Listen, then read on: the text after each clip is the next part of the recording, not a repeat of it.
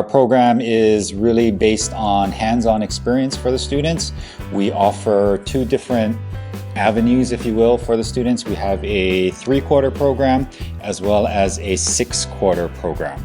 So the 3-quarter program, which would result in a certificate of completion, is intended to get students basically job ready. So it goes through Introduction to Culinary Arts, an intermediate class, as well as a frontline class and a couple of other lecture classes.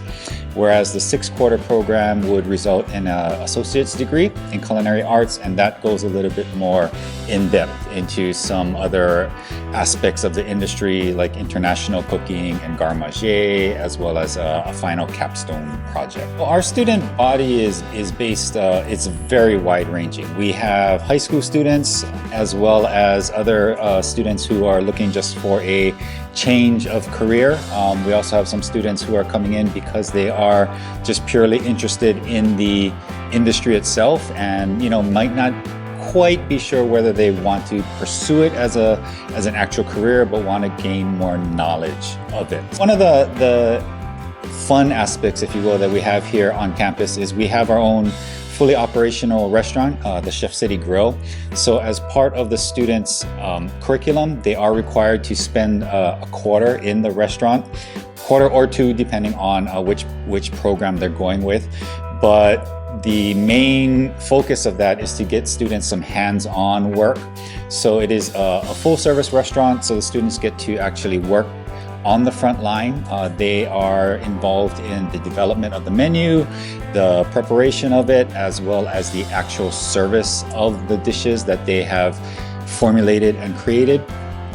They may also be involved in the front of the house aspect, where they will learn taking orders and serving customers and building that rapport with customers and getting them more comfortable speaking and interacting with their future customers, if you will.